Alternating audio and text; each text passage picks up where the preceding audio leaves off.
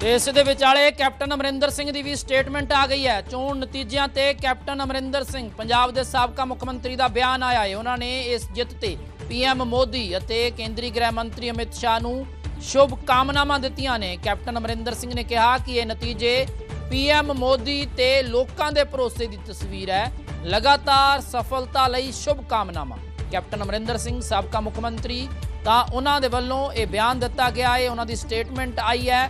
दरअसल अज दे जित नूं लैके काफ़ी उत्साहित बीजेपी के आगू नज़र आ रहे हैं। कैप्टन अमरिंदर सिंह दा यह बयान आया है। चोण नतीजियां ते उन्होंने शुभकामनावां दित्तियां ने पीएम मोदी और केंद्रीय गृह मंत्री अमित शाह नूं। उन्होंने कहा कि ये नतीजे पीएम मोदी ते लोकां दे भरोसे की तस्वीर है ते लगातार जिहड़ियां बीजेपी नूं सफलतावां मिल रही ने वख-वख स्टेट्स दे विच। उस दे लई कैप्टन अमरिंदर सिंह दे वल्लों शुभकामना दी गई है। शुभकामनावां लिखिया गया है कैप्टन अमरिंदर सिंह दे वल्लों। इस दे नाल ही लगातार चोण कमिशन दे वल्लों नतीजे ऐलाने जा रहे हैं। वैस्ट बंगाल च 7 सीटां दे नतीजे ऐलान दिते गए हैं इलैक्शन कमिशन दे वल्लों। वैस्ट बंगाल दे विच बीजेपी दी हुण तक 6 सीटां ते जिੱਤ हो चुकी है। इलैक्शन कमिशन दे नतीजिਆਂ ਦੇ ਵਿੱਚ हुण तक टीएमसी 1 सीट जिੱਤੀ है, जबकि भाजपा 199 सीटां ते इस वेले लीड कर रही है ते टीएमसी 88 सीटां ते अगे चल रही है। तो तकरीबन दुगणे फर्क दे नाल बीजेपी इस वेले लीड कर रही है। तो जेकर सीटां दा भी देखो तुसीं तां बीजेपी 6 सीटां ते जिੱਤ चुकी है और टीएमसी 1 सीट जिੱਤ चुकी है। इलैक्शन कमिशन की अधिकारित वैबसाइट के नतीजे पबलिश हो चुके हैं, नतीजे ऐलान दिते गए ने। तो हुण बाकियां दे भी नतीजियां का इंतजार है, क्योंकि हुण तक तां रुझान आ रहे सी, ट्रेंड्स आ रहे सी, जो हुण नतीजियां दे विच तब्दील हो रहे ने। तो तस्वीर बिल्कुल साफ हुंदी होई नज़र आ रही है। इलैक्शन कमिशन दे वल्लों वैस्ट बंगाल दीयां 7 सीटां दे नतीजे ऐलान दिते गए ने। 6 दे विच बीजेपी, 1 दे विच टीएमसी की जिੱਤ होई है ते भाजपा 199 सीटां ते लीड कर रही है ते 88 सीटां ते टीएमसी अगे चल रही है। तो जशन दीयां भी तस्वीरां ने। पंजाब दे विच भी जशन मनाए जा रहे हैं तो वैस्ट बंगाल दे विच भी भाजपा के वर्कर इस वेले जशनां दे विच डुबे हुए नज़र आ रहे हैं। तमिलनाडु दे विच विजय थालापति दे प्रशंसकां दे वल्लों सपोर्टरां दे वल्लों जशन मनाए जा रहे हैं। प्रचंड आशीर्वाद मां मानुष और माटी का प्रधानमंत्री श्री नरेंद्र मोदी जी को देश की जनता दे रही है। जो लोग सनातन को डेंगू कहते थे, वायरस कहते थे, जनता ने उन्हें तीसरे नंबर पर पहुंचाया। और जिन लोगों ने, कांग्रेस पार्टी ने अपनी पार्टी का झंडा व एजेंडा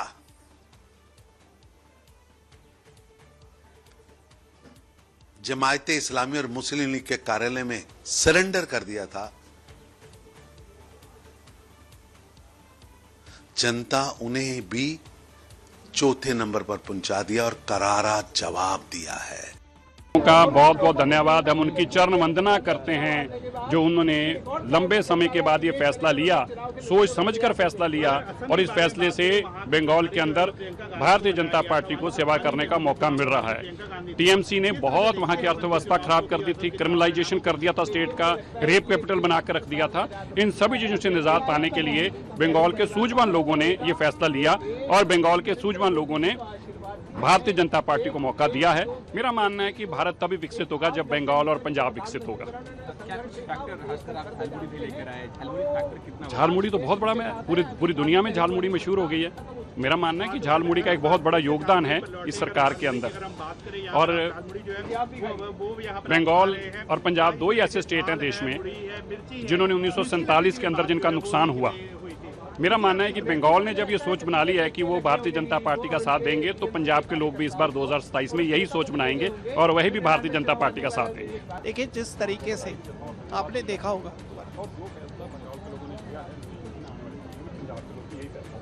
अभी से 2027 क्या है जो नतीजे आ रहे हैं उसके बाद? देखिए, आपने बंगाल के चुनाव में देखा होगा जब प्रधानमंत्री नरेंद्र मोदी जी ने 10 रुपए की झालमुड़ी खाई थी तो बहुत से लोगों को मिर्ची लग गई थी। कुछ लोगों ने तो यह तक कह दिया था जो झालमुड़ी बेचने वाला जो गरीब है उस व्यक्ति को एसपीजी का कार्यकर्ता बना दिया था।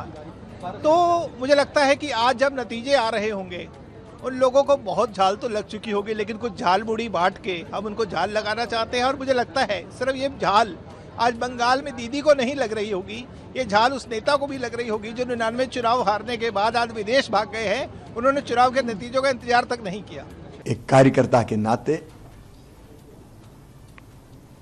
अंदर से इतना संतोष है कि शब्दों में वर्णन नहीं किया जा सकता। वर्षों की साध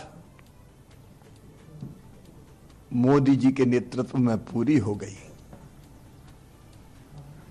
लाखों कार्यकर्ताओं की तपस्या सफल हुई है। आज उनका बलिदान सार्थक हुआ है। ये विजय केवल बंगाल की विजय नहीं है, ये भारत की विजय है, हमारे देश की विजय है। बंगाल में जो कुछ हो रहा था, वोट बैंक की राजनीति के कारण डेमोग्राफी बदल रही थी। अवैध घुसपैठ ने बंगाल को तबाह करके रख दिया था। मुझे लगता है हर स्तर के ऊपर उन्होंने प्रयास किया, परंतु इस बार हिंसा मुक्त शांतिपूर्ण चुनाव, जहां पश्चिम बंगाल में दर्जनों हिंसा होना सामान्य बात होती थी, इस बार एक भी दर्जनों हत्या होना, इस बार एक भी हत्या नहीं हुई है। पूरी तरीके से चुनाव आयोग सतर्क था। एक एक जगह पे सीसीटीवी की लाइव मॉनिटरिंग हो रही थी। तो मुझे लगता है निष्पक्ष और निर्भीक चुनाव होने के कारण जनता ने निकल कर आकर प्रधानमंत्री मोदी जी के नेतृत्व में भारतीय जनता पार्टी की नीतियों के पक्ष में निर्णायक मतदान दिया है। और मैं कह सकता हूं, बहुत साल पहले अटल जी ने यह वाक्य बोला था, अंधेरा छटेगा, सूरज निकलेगा, कमल खिलेगा, सूरज पूरब से निकलता है।